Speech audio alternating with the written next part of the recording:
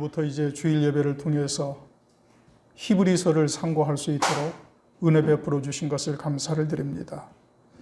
이제 이와 같은 히브리서의 말씀을 통해서 저희들로 하여금 히브리인 중에 히브리인이 되도록 역사하여 주시고, 히브리서를 통해서 주고자 하시는 모든 하늘의 신령한 은혜가 온전히 임할 수 있도록 말씀을 통해 낱낱이 다 드러날 수 있도록 역사하여 주시옵소서. 성령 하나님께서 함께 하시고 은혜 베풀어 주시기를 원하오며 예수 그리스도의 이름으로 기도드립니다. 아멘. 이제 오늘부터 히브리서를 상고합니다.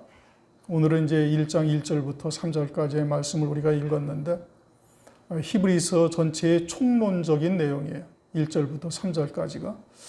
그러니까 히브리서를 어떠한 시각으로 봐야 되는가를 말씀하고 있는 것이죠. 그래서 이제 오늘 제목이 뭐냐 하면은 이 아들을 만유의 후사로 세우시고, 이렇게 말씀하셨어요. 2절 보면 그렇게 말씀하시죠. 이 모든 날 마지막에 아들로 우리에게 말씀하셨으니 이 아들을 만유의 후사로 세우시고, 그러니까 이 아들은 누구를 말하죠? 성자 하나님이시죠. 예수 그리스도. 그러면 성자 하나님은 하나님이셔요? 아니셔요? 하나님이셔요. 그러면 하나님이 이 땅에 오셔가지고 그 고난을 받으셔야만 후사가 되는 거예요? 아니에요? 아니에요. 하나님은 본래가 하나님이시고, 그걸 이제 한자어로 그냥 자충족하시다는 말씀이에요. 하나님은 그냥 스스로 홀로 영광이 충만하신 거예요. 우리가 하나님께 영광을 돌려야 하나님의 영화로움이 완성되는 것이 아니고, 아무 인생도 하나님 앞에 나아가서 영광을 돌리지 않아도 하나님 홀로 스스로 영화로우시고 자충족하시고 영광으로 충만하신 거예요. 더 부족할 것이 아무것도 없어요. 그런데 그 아들을 왜 후사로 세우신다고 말씀하셔요? 아니, 하나님이신데 그리 아니하셔도 하나님으로 홀로 영화로우시고 충족하시다는 말씀이에요. 영광이. 그런데 그 하나님을 아들로서 후사로 세우시겠다. 이 아들을 만유의 후사로 세우시고, 그렇게 세우실 필요가 있어요? 없어요? 없다는 말씀이에요. 그런데 그 아들을, 성자 하나님을 이 땅에 보내셔서 온전케 하셔가지고 하늘에서 영원히 모든 만유의 후사로 세우신다라고 말씀하고 있어요. 그러면 하나님은 하나님 스스로 영광이 충만하시고 자아충족하신데 무엇 때문에 하나님을 만유의 후사로 또 세우셔야 할 이유가 뭐냐 이겁니다. 그러니까 그것은 곧 무엇을 말하는 거예요? 우리를 위하여 하시는 말씀이다 이겁니다. 하나님에게는 하나도 필요가 없어요. 하나님이 죄를 정결케 하실 일이 뭐가 있어요?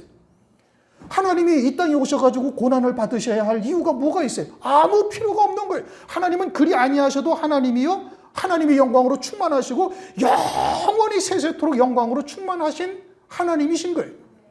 그런데 왜 하나님이 이 땅에 오셔가지고 그 고난을 받으시고 내가 하나님의 영광의 광채시요 하나님의 본체의 형상이시며 죄를 정결케 하시고 하나님 보좌 우편 영광 중에 앉으셨다. 무엇 때문에 그리 하시냔 말이에요. 누구를 위해서? 나를 위해서 그러신 거예요. 그런데 이것이 모든 하나님의 백성들을 위한 것이냐? 모든 하나님의 백성들을 위한 것이 아니고 히브리서를 통해서 히브리인들에게 지금 하시는 말씀이에요. 히브리인들에게만 지금 말씀하시는 거예요. 그러니까 히브리서의 내용의 온전하신 뜻은 히브리인이 되어야 하나님이 무엇을 말씀하시는지를 알아들을 수가 있다 이겁니다. 하나님께서는 성자 하나님을, 성부 하나님께서 성자 하나님을 낳으시고 그리고 이 땅에 육체를 입혀 보내셔서 내가 하나님과 하나다. 요한복음 10장 30절 보면 그렇게 말씀하시죠. 아버지와 나는 하나이니라. 그러면서 하나님의 말씀을 막 증거하시고 막 표적을 보여주시고, 그리고서 또 막 죄를 정결케 하시기 위해서 십자가를 지시고, 그렇게 하실 이유가 하나도 없으시다는 말씀이에요. 그러니까 그 모든 이루신 이 지금 1절부터 3절까지 말씀하신 이 모든 역사, 이 모든 말씀의 초점은 누구에게 맞춰져 있는 거예요? 히브리인들에게 맞춰져 있는 거예요. 모든 그리스도인이 아니라 그냥 히브리인들에게 주신 히브리서예요. 그러니까 히브리인이어야만 이 말씀을 온전한 뜻이 무엇인지를 깨달을 수가 있는 거예요. 베드로 전 후서는 누구에게 주셨어요? 흩어진 나그네들에게. 흩어진 나그네들이 다시 오실 그리스도와 함께 그리스도께서 다시 나타나실 때 칭찬과 영광과 존귀를 얻을 자들, 그들이 말씀의 대상이에요. 그렇죠? 모든 하나님의 백성들에게 주신 말씀이 아니란 말씀이에요. 그러면 히브리서는 누구에게 주셨어요? 히브리인들에게만 주신 거예요. 그렇게 히브리인이 되지 아니하면 히브리서에 기록된 하나님의 뜻이 무엇인지를 깨닫지 못해요. 이게 얼마나 어려워요, 여러분? 여러분 1장도 1장이고 2장을 읽어보시면 이것도 뭔 소리인지 그냥 앞에 말씀이 뒤에 말씀 같고 뒤에 말씀이 앞에 말씀 같고 이게 무슨 말씀인지 도저히 이해가 되지 않는 거예요. 읽어봐도 그냥 검정 건 글씨고 하얀 건 여백이죠. 100번을 읽어보시고 1000번을 읽어보시란 말씀이에요. 왜냐? 내가 온전한 히브리인이 되지 못하였기 때문에 지금 깨닫지를 못하는 거예요. 그러니까 먼저 히브리인 된 자를 통해서 이 말씀이 무엇인지를 깨닫게 되어지면은 이제 알곡의 겉껍질이 열리기 시작하는 거예요. 알곡의 겉껍질이 깨어지면은 이제 속에 있는 그 알곡을 이제 먹을 수 있는 자가 되게 하신다 이겁니다. 그러면 이제 우선 이 말씀이 누구에게 주신 거예요? 우리들에게 주신 거예요. 성자 하나님을 말씀하시지만 실제 성자 하나님은 이 말씀의 대상이 아니에요. 성자 하나님은 그냥 하나님이셔요. 내가 영광의 광채다, 내가 하나님의 본체의 형상이다, 이런 말씀을 하실 이유가 없어요. 그냥 말씀을 안 하셔도 하나님이신 거예요. 그냥 홀로 영원히 영광스러운 하나님이신 거예요. 그런데 굳이 이 말씀을 하시는 이유는 하나님의 아들이라고 성경에서 말씀하시는 너희들을 대상으로 지금 이 말씀을 하시는 거예요. 그러면 이 아들을 만유의 후사로 세우신다는 뜻이 아니라 그것이 아니라 그건 하나님은 원래가 이 모든 만물의 주권이 하나님께 있잖아요. 그럼 그럼 성자 하나님을 이 만유의 후사로 세우신다는 것이 아니라 누구를 후사로 세우신다는 거예요? 우리를 후사로 세우신다는 거예요. 그런데 우리를 후사로 세우시는데 그 우리 가운데 하나님의 자녀 가운데 그 생명을 가진 자들 가운데 누구? 히브리인들에게 말씀하시는 거예요. 2장을 한번 여러분 읽어보세요. 2장 5절부터 이 말씀이 무엇을 의미하는지를 이제 딱 우선 이제 껍질을 깨뜨렸으니까 껍질을 벗겼으니까 이제 2장 5절부터 읽어보면 이게 이제 뭔 말씀인지를 알아들을 수가 있는 거예요. 5절 하나님이 우리에게 말한 바 장차 오는 세상을 천사들에게는 복종케 하시며 지금 이 세상을 누구에게 복종하게 하겠어요? 천사에게. 타락한 천사 마귀 그가 공중것에 잡은 자죠. 이 세상의 모든 주권이 모든 권세를 하나님께서 이 공중것에 잡은 마귀에게 이제 잠시 이양을 한 거예요. 제한된 권세를 천사에게 지금 복종케 하셨단 말이에요. 그런데 장차 오는 세상은 어떤 세상이? 주님이 이 땅에 오게 될 그 세상은 천사들에게 복종하는 것이 아니다 이거예요. 그럼 누구에게 복종케 하는 거예요? 첫째 부활의 영광을 입은 그리스도와 함께 만 왕 중에 한 왕이 된 성도들 그들에게 복종케 하는 거예요. 그러면서 2절에 말씀하시는 게 뭐예요? 오직 누가 어디 증거하여 가로되 사람이 무엇이간데 주께서 저를 생각하시며 또 인자가 무엇이간데 주께서 저를 권고하시나이까.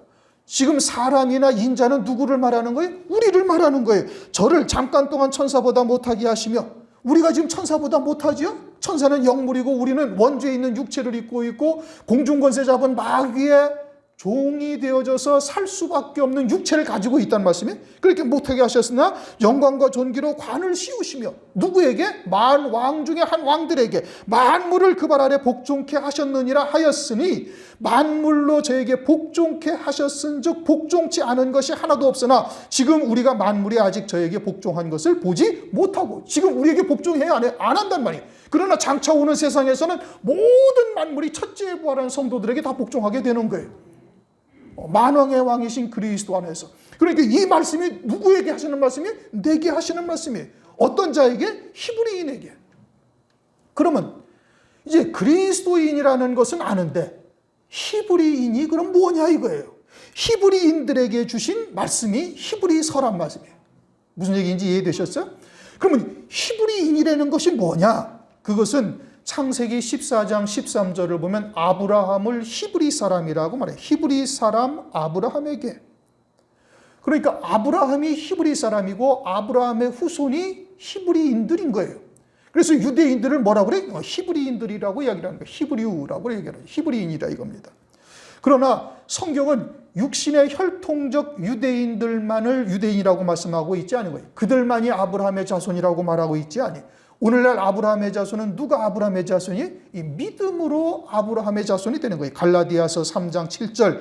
그런즉 믿음으로 말미암은 자들은 아브라함의 아들인 줄 알지어다. 또 로마서 2장 28절. 대저 표면적 유대인이 유대인이 아니요 표면적 육신의 할례가 할례가 아니라 오직 이면적 유대인이 유대인이며 할례는 마음의 할지니라고 말씀하고 있어요. 그러니까 표면적 유대인이 유대인이 아니라 이면적 유대인이 유대인이고, 그리고 할례를 이게 육신의 할례를 받은 것이 히브리인의 표가 된 아브라함의 후손된 표가 아니라 마음의 할례를 받은 자가 참된 유대인이요 그들이 히브리인이다라고 말씀하고 있는 겁니다. 이제 예수 안에서 히브리인이 누구냐? 그리스도를 믿는 믿음으로 사는 자예요. 그럼 그리스도를 믿는 믿음으로 사는 모든 그리스도인들이 다 히브리인이냐? 그것이 아니라 이면적 유대인이요 마음의 할례를 받은 자가 히브리인이다. 이렇게 이제 성경에서 딱 규정을 했어요. 그러면 마음의 할례를 받고 이면적 유대인이라는 것이 무엇을 말하느냐 이겁니다. 누가 자기가 유대인이라고 믿음으로 말미암은 아브라함의 자손이라고 아니하는 자가 어느 그리스도인이 그런 사람이 있어요? 아무도 없어요. 다 나는 믿음으로 말미암은 아브라함의 자손이라고 다 얘기한다 이겁니다. 그러니까 성경에서 누가 유대인이고 누가 할례를 받은 자냐를 성경에서 이제 딱 말씀하고 있는 거예요. 이면적 유대인이 유대인이며 할례는 마음에 할지니, 할례를 마음에 받은 자가 유대인이다, 히브리인이다 말씀하고 있는 겁니다. 그러면 이면적 유대인이 무엇이고 마음의 할례를 받은 것이 무엇이냐? 이제 그것을 혈통적 히브리인을 통해서 우리에게 계시해 주고 있는 거예요. 히브리인의 조상이 누구예요? 아브라함. 아브라함으로부터 히브리 사람이라는 것이 시작된 거예요. 창세기 14장에서 처음으로 히브리 사람 아브라함이라고 히브리 사람이라는 단어가 처음으로 쓰신 거예요. 그러니까 히브리 사람의 원조가 누구죠? 아브라함. 아브라함에게 하나님께서 창세기 12장에 본토 친척 아비집을 떠나 내가 네게 지시할 땅으로 가라. 이렇게 말씀하시죠. 그러니까 히브리인이라는 이 히브리어의 뜻은 강을 건넌 자라는 뜻입니다. 강을 건넌 자. 그럼 어떤 강을 건넌 자예요? 요단강을 건넌 자죠. 요단강을 건넜다라는 것은 이제 오늘날 우리는 이제 그리스도 이름으로 세례를 받은 자요, 온전한 새 피조물로 사는 자를 말하는 것은 이제 그 의미를 알죠. 이제 그것을 아브라함을 통해서 이제 구체적으로 우리에게 설명을 해주시는 거예요. 그것이 뭐냐? 본토 친척 아비집을 떠나 내가 네게 지시할 곳으로 간 자. 요게 히브리 사람인 거예요. 그게 아브라함을 통해서 우리에게 그림자적으로 구약을 통해서 우리에게 알려주시는 거예요. 그렇게 신약 성경에서는 이면적 유대인이 뭐냐? 이걸 성경에 설명을 안 하고 있어요.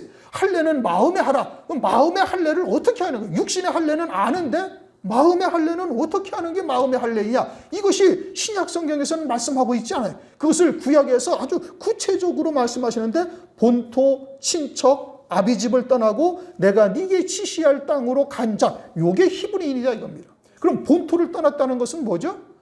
본토는 자기의 고향을 떠난 거예요. 자기의 고향을 떠나서 아브라함이 어떻게 했어요?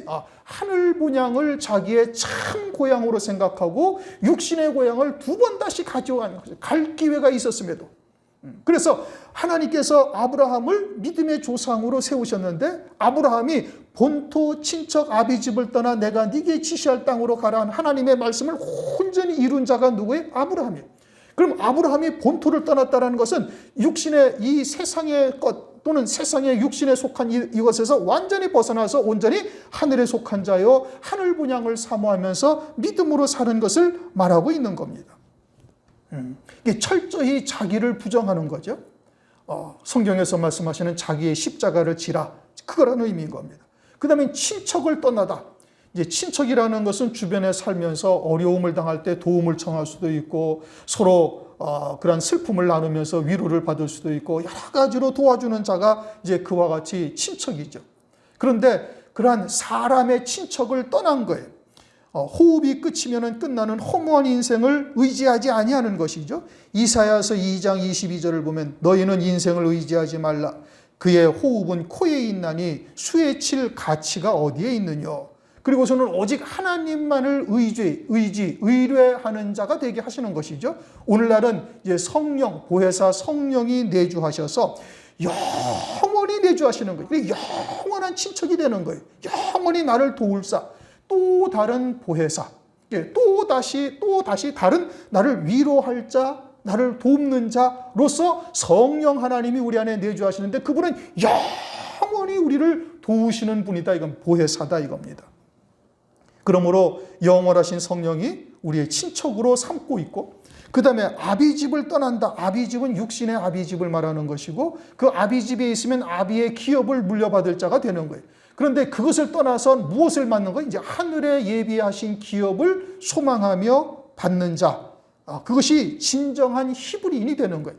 그러면서 어디로 가요? 내가 네게 지시할 땅으로 가라. 그래, 내가 네게 지시할 땅이라는 것은 육신적인 히브리인들에게는 갈릴리 바다와 사해 바다 사이에 있는 이제 그런 가나안 땅이죠. 그것이 히브리인들에게는 말씀하신 내가 네게 지시할 땅이지만, 그 가나안 땅의 실상은 하나님의 나라고, 우리들에게는 주님께서 이 땅에 다시 오시면 이루어질 천년 왕국이, 그것이 우리에게 지시할 땅이 되는 거예요. 그러니까 우리의 모든 소망을 어디에다 두고 있어야 되는 거예요? 주의 재림과 천년 왕국에 두고 있어야 된다 이겁니다. 그래서 히브리서 1장 10절 이하에 보면 아주 옷처럼 낡아지고 이 세상을 갈아입을 것이다. 그리고는 주님께서 6절 보면은 1장 6절을 보면 또 마다들을 이끌어 세상에 다시 들어오게 하실 때, 히브리서도 처음부터 딱 말씀의 초점이 어디에 맞춰져 있어요? 주의 재림과 재림으로 이루어지는 그리스도의 나라에 초점이 맞추어져 있는 거예요. 그러니까 히브리 사람은 지금 내가 네게 지시할 땅이라는 것에 아주 그 초점은 딱 어디에다 맞추어져 있어요? 주의 재림과 천년 왕국이다 이겁니다. 그게 내가 네게 지시할 땅인 거예요. 그것을 아브라함을 통해서 우리에게 영적으로 계시해 주고 있다 이겁니다. 그러니까 히브리서 11장 35절을 보면 더 좋은 부활, 히브리서 12장 23절에는 장자들의 총회, 장자들의 총회. 그렇게 부활도 다 같은 부활이 아니라 더 좋은 부활이 있고, 하늘나라에서 장자들만이 모이는 총회가 따로 있다. 그렇게 말씀하고 있어요. 그들은 곧 무엇이죠? 첫째 부활의 영광을 입는 자요, 그리스도의 나라가 이 땅에 이루어지면은 만 왕 중에 한 왕이 되어져서 그리스도와 함께 천년왕국에서 왕 노릇하게 되어지는 자. 요게 내가 네게 지시할 땅인 거예요. 그러니까 본토, 친척, 아비집을 떠나 내가 네게 지시할 땅이 무엇인지를 정확하게 깨닫고 그 소망 가운데 믿음으로 살고 있는 자가 누구냐? 그들이 히브리인이에요. 그게 히브리인인 거예요. 그들에게 주시는 말씀이에요. 그들에게 주시는 말씀이니까 이제 일반적으로 교회에서는 천당 가기 위해서 신앙생활 하잖아요. 천당 가기 위해 신앙생활 하는 거예요. 그러나 히브리인들에게는 지금 멜기세덱, 히브리서 5장 11절을 보면 멜기세덱을 말씀하실 하나님의 영원한 대제사장이죠. 하늘나라의 제사장이에요. 성자 하나님이죠.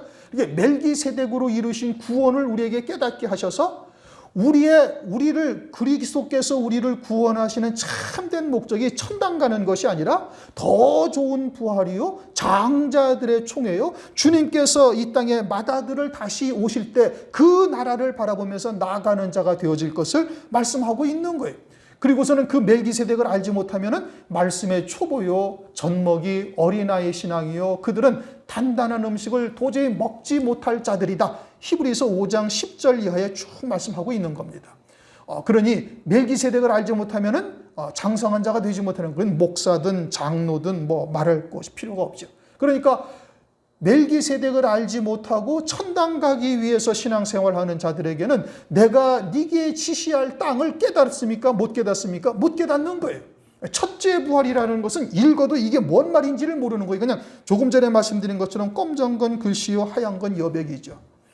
히브리서 12장 23절에 하늘에 장자들의 총회가 있다.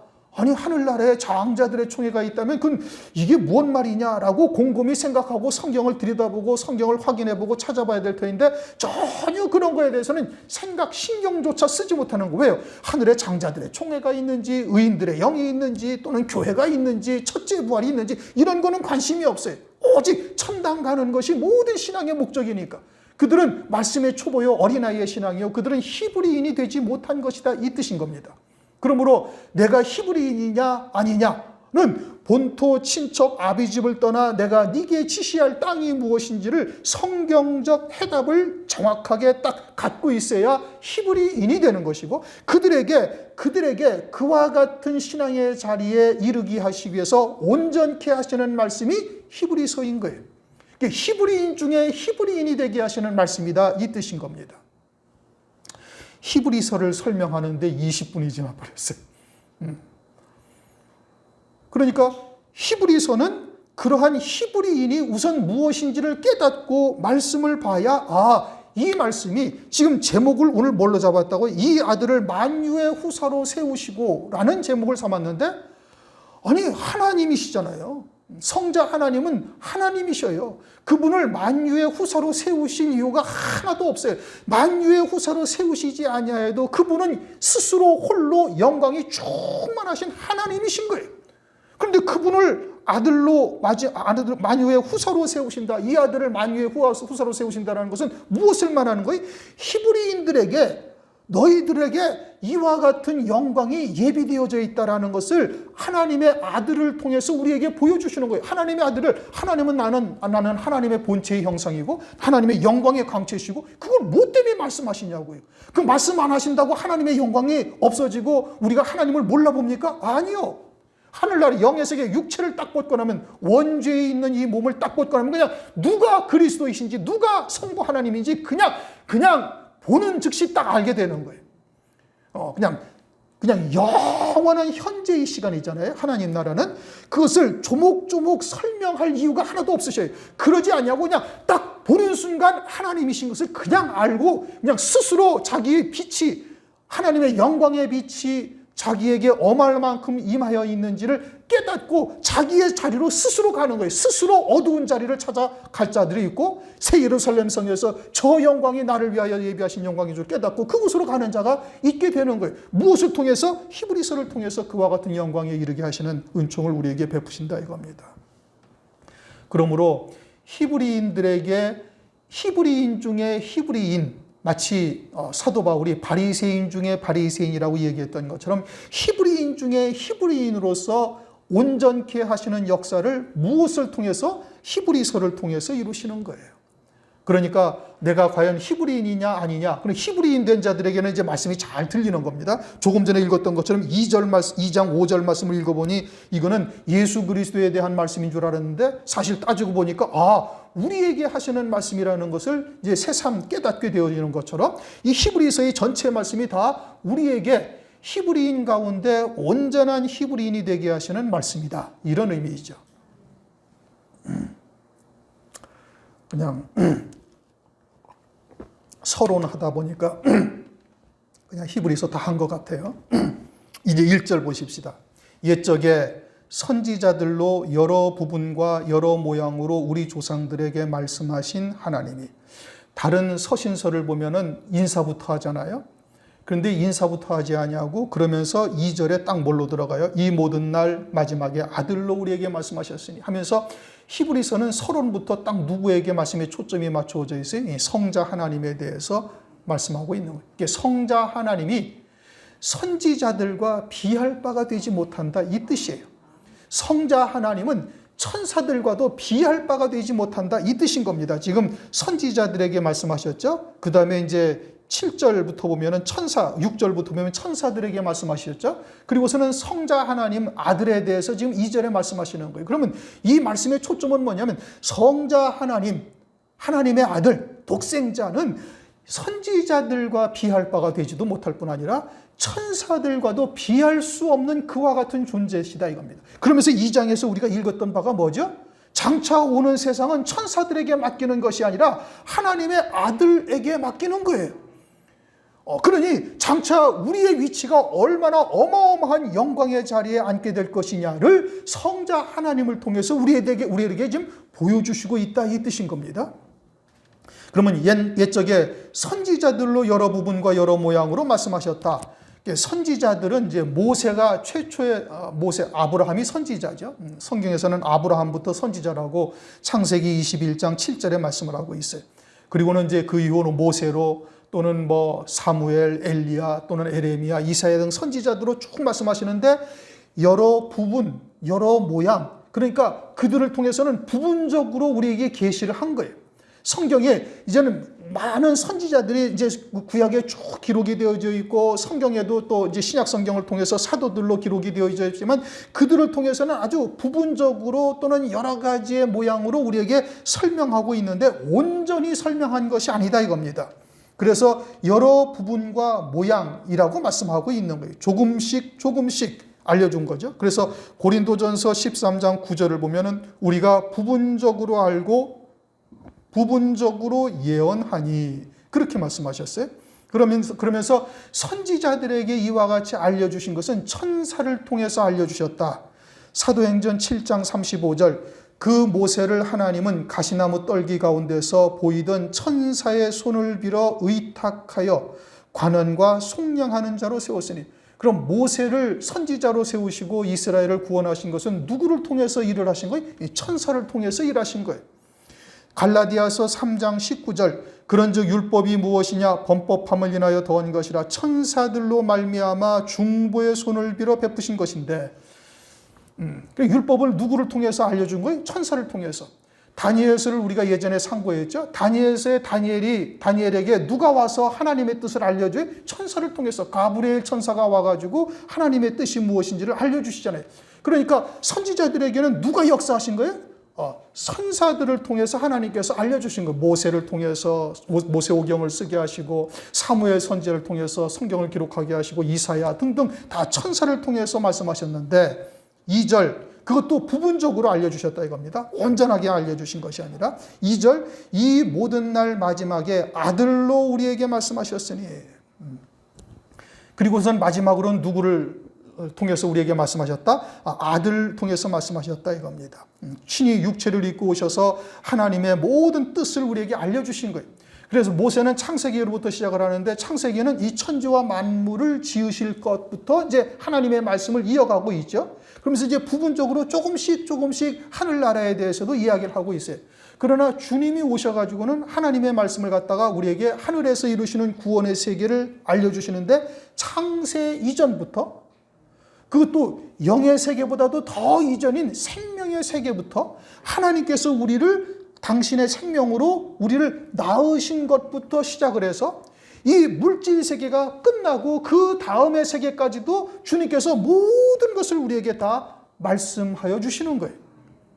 그러니까 선지자들은 통해서 선사를 통해 선지자들에게는 부분적으로 조금씩 알려주시다가 주님이 오셔서는 그저 우리에게 모든 것을 그냥 창세 이전에 영의 세계와 그 이전에 있던 생명으로 우리를 낳으셨던 그 영원하신 세계로부터 물질 세계가 다 사라지고 또 주님의 나라가 이 땅에 이루어질 것과 주님의 나라가 이루어진 이후 천년왕국이 지난 후에 영원 무궁세계에 들어갈 때 어떻게 되어질 것을 성령으로 오늘날 이제 보혜사 성령으로 모든 것을 다 알게 하신다 이겁니다. 주님이 오셔서 말씀하시고 믿는 자에게 또한 성령이 임하셔서 그 모든 것을 알려주시는 것이죠. 그러니 은혜 시대에 성령으로 말미암아 이와 같은 하나님의 구원의 세계를 깨닫는 자가 참으로 복된 것이에요.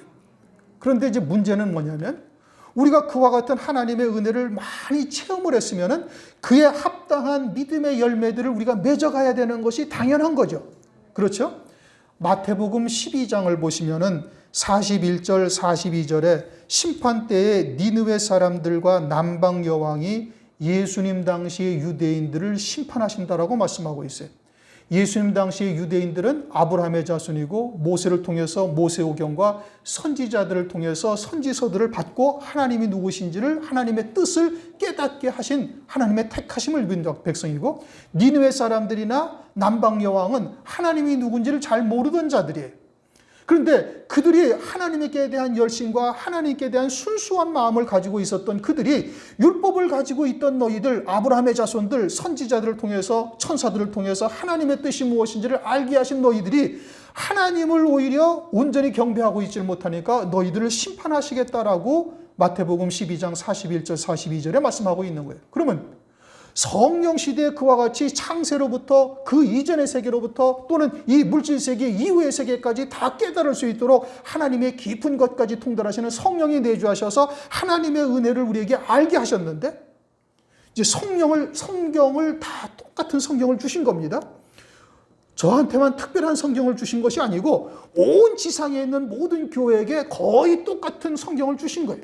또 그리스도에게 임하셨던 동일한 성령을 우리들에게도 다 부어주신 거예요. 그래서 하나님의 깊은 것까지 통달하시는 성령과 하나님의 말씀을 우리에게 주셔서 그리스도 이전, 그러니까 그리스도께서 이 땅에 오시기 이전에 영원 세계에서 이루신 구원과 창세 이후로 주님께서 이 땅에 다시 오시고 천년왕국 이후에 영원 무궁세계까지 이루실 하나님의 모든 구원의 뜻을 성경에 담고 우리에게 알게 하셨단 말이에요. 그러면 그와 같은 하나님의 은혜를 깨닫고 체험한 우리들은 우리의 이전 세대들보다 훨씬 더 온전한 믿음의 열매를 맺어야 하는 것이 당연한 거예요. 그렇죠? 그런데 만약에 그러지 못하다면은, 그러면은 율법 시대에 있던 그들에 의해서 심판을 받게 될 것이고, 그보다도 양심 시대에 있던 하나님께서 제대로 그들에게 알려주시지 아니했던 다른 남방 여왕이나 아니면은 니느웨 사람 같은 자들에게 심판을 받게 될 수도 있다라는 뜻인 겁니다. 그렇게 히브리인들은 조심해야 되는 것이죠. 많이 받았으니 많은 것을 하나님께서 우리에게 구할 것이니 우리가 어떻게 믿음의 열매들을 맺어야 될 것인지, 그러나 그러한 우리의 믿음의 열매를 맺는 그 고난과 연단의 과정들을 통해서 하나님께서는 우리에게 무엇으로 보상하셔요? 하늘나라의 최고의 영광인 하나님의 아들 그리스도와 함께한 후사가 되는 영광으로 우리에게 선입해 주시는 것이고, 만유를 그리스도의 발 아래 복종케 하듯이 만유를, 모든 물질 세계와 모든 영의 세계를 우리 발 아래 복종케 하시는 은총을 우리에게 베풀어 주신다 이겁니다. 그러니까 그 영광을 깨닫는 자가 된다면 기꺼이 이 땅에서의 그와 같은 고난, 이 땅에서의 그리스도를 위한 순환 얼마든지 감당할 수 있는 자가 되는 거예요. 그 하늘 위에 예비하신 영광을 깨닫는 자가 되어진다면. 그래서 히브리서를 주심으로써 히브리인 중에 히브리인이 되게 하시는 은혜를 우리들에게 지금 베풀고 계신다 이겁니다. 그러면서 이제 조금 전에 말씀드린 것처럼 이 아들을 만유의 후사로 세우셨다 이거예요. 만물은 물질 세계죠. 거기에 물질 세계만 있는 것이 아니라 영의 세계도 있어요. 그러니까 만유라는 것은 뭘 말하는 거예요? 물질 세계와 영의 세계, 그 모든 것들의 후사. 그러니까 그 다스리는 권세를 다 가지는 자가 되는 거예요. 누가? 하나님이 그러하실 뿐 아니라, 성자 하나님이 그러할 뿐 아니라 이제는 성자 하나님 안에서 그와 같은 그리스도와 함께한 후사가 된 자들에게도 그와 같은 은혜를 이제 베풀어 주신다는 말씀입니다. 지금 2장에서 우리가 잠깐 읽었잖아요. 그러면은 만유는 이제 영의 세계와 물질 세계인데, 그럼 영의 세계는 영원한 세계이니까 그 영원한 세계 가운데서 영광을 누리고 그것을 다스리는 권세를 받는 것은 우리가 이해가 되는데, 그럼 물질 세계는 이것은 있다가 없어질 것 아니겠어요? 이 물질 세계가 무슨 변화가 돼가지고 영적인 어떤 존재로 바뀌어지는 것은 아닌데 어떻게 만유의 후사가 된다라고 이렇게 말씀을 하시는가? 그것은 이 모든 천지와 만물을 지으신 하나님의 뜻은 뭐죠? 자녀들의 구원을 위해서 지은 거예요. 히브리인들을 위해서 조성하신 거예요. 그리고 그것들을 통해서 우리가 하나님의 뜻을 깨닫고 믿음의 열매를 맺어 영생하게 되어진다면, 그와 같은 영생의 열매를 가지고 누구에게 영광을 돌려요? 하나님 아들 그리스도에게 영광을 돌린다는 말씀이에요. 모든 만유를 창조하신 그리스도가 그 모든 만유를 통해서 우리로 하여금 영생에 이르게 하시는데, 그러면 그 물질 세계를 통해서도 우리가 영생의 열매를 맺게 되어지면은 그것을 통해서 누구에게 영광을 돌려요? 하나님께 영광을 돌리는 거예요. 누구? 성자 하나님께. 그러니까 모든 만유의 후사가 된다. 그래서 만유의 후사가 된다라는 뜻인 겁니다. 무슨 얘기인지 이해가 되셨나 모르겠어요.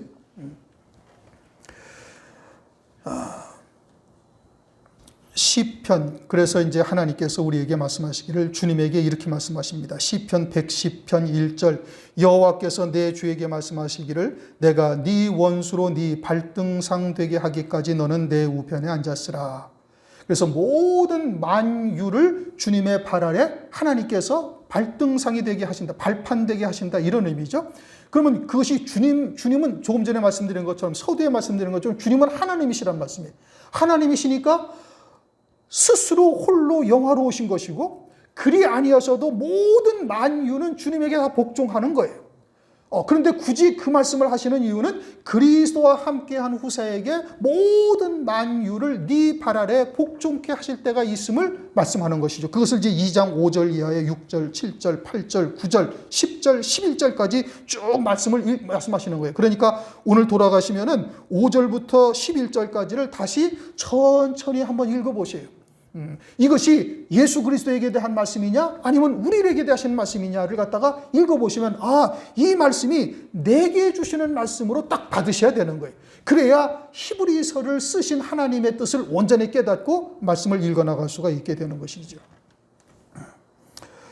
그리스도와 함께한 후사가 되게 하시기 위해서 이 말씀을 기록하신 것이, 인간들에게도 하나님께서는 창세기 1장을 보면 만물을 다스리게 하셨죠. 창세기 1장 26절, 28절을 보면 모든 만물, 바다에 있는 것 또는 육지에 있는 것, 모든 것을 다스리는 권세를 사람에게 주셨는데, 인간이 마귀의 종이 되는 바람에 그 권세가 누구에게로 넘어갔어요? 마귀에게로 넘어간 거예요. 베드로전서 2장 9절, 진자는 이긴 자의 종이 됨이니라. 그러니까 하나님께서 아담과 하와에게 세상의 만물을 다스리는 권세, 만유가 아니라 만물을 다스리는 권세를 그들에게 주셨는데, 그런데 아담과 하와가 마귀의 말을 듣고 선악과를 범함으로 말미암아 마귀의 종이 되었으니, 아담과 하와에게 주셨던 그 모든 만물을 다스리는 권세가 누구에게 가서요? 마귀에게로 넘어간 거예요. 그런데 이제는 그와 같은 모든 만유의 권세를 하나님께서 그리스도와 함께한 후사가 되어서 우리에게 주시겠다 이겁니다. 고린도전서 6장 17절을 보면 주와 합하는 자는 한 영이니라 이렇게 말씀하시잖아요. 그러니까 우리는 육체가 있고, 이제 우리에게 영과 혼이, 육체와 영과 혼이 있다라고 이제 전에 설명을 여러 차례 드렸어요. 육체가 있고 육체 속에 우리의 영이 있다는 말씀이에요. 성령이 어디에 거하셔요? 우리의 육체에 거하셔요? 우리의 영에 거하셔요? 성령은 영적인 존재이니까 우리의 영에게 거하시는 거예요. 그래서 고린도전서 6장 17절을 보면은 주와 합하는 자는 한 영이니라. 그럼 무엇가 주님과 한 영이 돼요? 내 영이.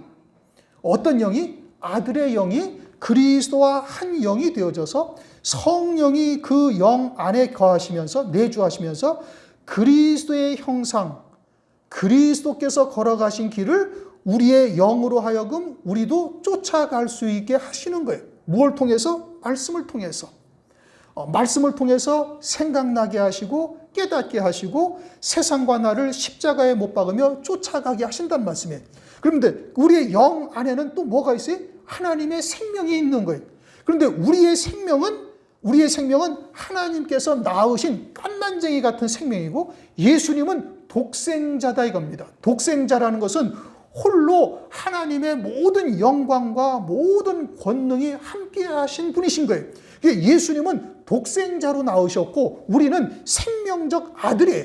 그것을 그리스도께서 우리의 영을 지으셔서 그리스도와 합하는 자는 한 영이 되게 하셔서 성령이 우리로 하여금 이 영이 그리스도의 영과 함께 자라나가게 하시는 거예요. 그래서 참으로 은혜를 깨달은 자는 열매를 맺어 자라가느니라. 골로새서 1장 6절에 그렇게 말씀하시잖아요. 그래서 영이 자라간다는 것은 뭘 말하는 거예요? 우리의 생명이 자라나가는 거예요. 깐난쟁이에서 이제 젖을 띠고 어린아이, 청년, 그래서 성숙한 아비의 신앙에까지 이르러 나가는 것이죠. 그게 자라나간다 이겁니다. 믿음으로 열매를 맺어 자라가는 거예요. 그것이 새로운 피조물이 되는 거란 말이에요. 그러한 속사람을 새로운 피조물로서 우리의 영을 자라나가게 하셔가지고 장차 어디에까지? 그리스도의 장성한 분량에까지 자라게 하셔서 무엇을 위해서? 그리스도와 함께한 후사가 되게 하기 위해서 자라나가게 하는 거예요. 그러니까 내가 너희에게 이른 말이 영이요 생명이라. 요한복음 6장 63절에 그렇게 말씀하시잖아요. 그러니까 하나님의 온전하신 뜻, 레마, 이제 이제 헬라어로 크레마라고 그러는 겁니다. 말씀 자체는 로고스라고 이제 이야기를 하지만 그 안에 담겨진 하나님의 뜻이 이제 그 뜻이 진리고 그것을 깨닫게 되어지면 그 말씀이 생명이 되어져서 우리의 영에게 계속 그 말씀을 생각나게 하시는 거예요. 누가? 성령께서. 요한복음 14장 26절에 말씀하시잖아요. 말씀을 가르치시고 생각나게 하시고 그래서 하나님의 말씀을 믿는 믿음으로 우리를 이끌어 가신단 말이에요. 이제 그게 아니고 내가 강하니까 이제 하나님께서 때로는 연단하시죠. 험한 길로 또는 물 없는 곳으로 또는 아말렉 족속이 쳐들어오기도 해서 그냥 사경을 헤매기도 하고 그러면서 하나님만이 나의 하나님이요 하늘 소망 가운데 사는 자로 우리를 점진적으로 성장시켜 나가가지고 결국은 그리스도의 장성한 분량에까지 이르게 하신단 말씀이죠.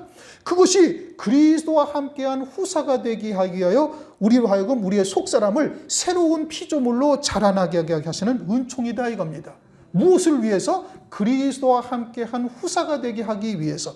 그래서 아들을 이 땅에 보내셔가지고 아들을 만유의 후사로 세우신다라는 의미는 우리로 하여금 그리스도와 함께한 후사가 되어 만유를 다스리는 권세를 누릴 자로 세우시는 역사를 위한 것이다. 그래서 저로 말미암아 모든 세계를 지으셨느니라.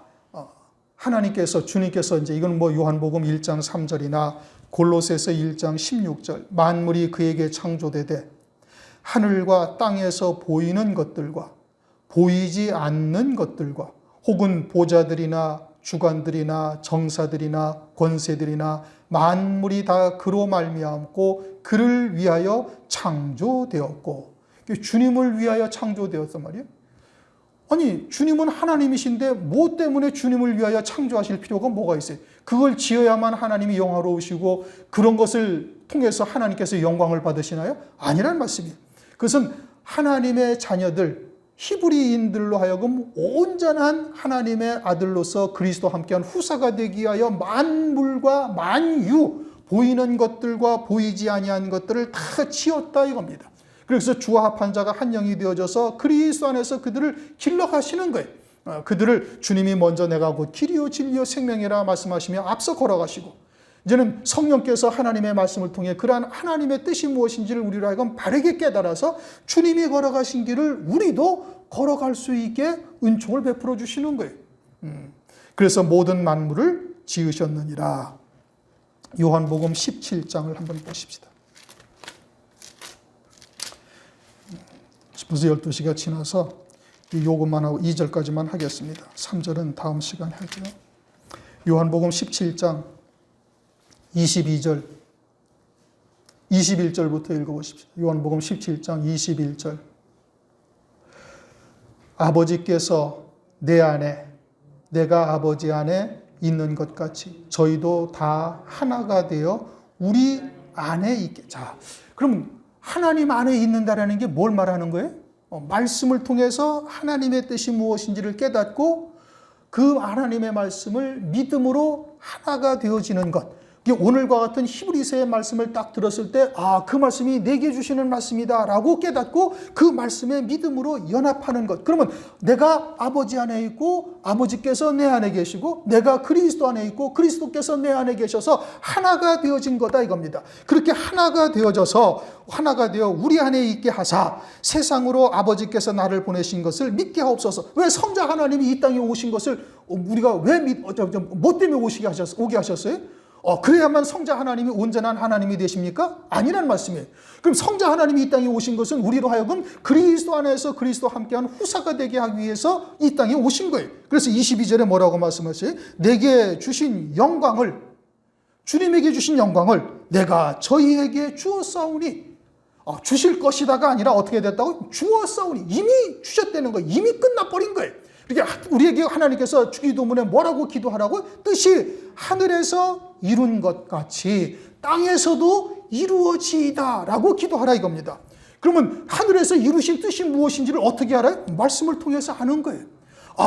이 말씀이 히브리서가 이것이 그냥 단순한 성경이 아니라 히브리인들에게 주시는 말씀이요, 히브리인이 된 나에게 지금 이 말씀을 주시는 이유는 우리도 그와 같이 그리스도 안에서 후사가 되게 하시기 위해서 이미 예정된 자이기 때문에 듣게 하시는구나. 천국의 비밀을 아는 것이 너에게는 허락되었으나 저들에게는 아니 되었나니. 그러니 우리에게는 듣게 하셔서 그 영광을 소망하게 하시고 정과 욕심을 십자가에 못 박고 그 길을, 믿음의 길을 우리로 하여금 걸어가게 하시는 거예요. 그리고서는 주님께서는 이미 그 영광을 어떻게 했다? 너에게 주었으니 이는 우리가 하나가 된 것 같이 저희도 하나가 되게 하려 함이니이다.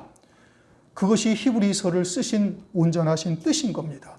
그러므로 먼저는 내가 히브리인이 되었느냐를 먼저 깨달아야 되는 것이고, 내가 히브리인이 되었다면 이제 나의 신앙의 표대를 좌도 우도 돌아보지 말고 정확하게 딱 표대에다가 우리의 깃발을 딱 꽂아놓고 부단히 거기에 나를 쳐 복종시키며 달려가는 자가 되어야 됩니다.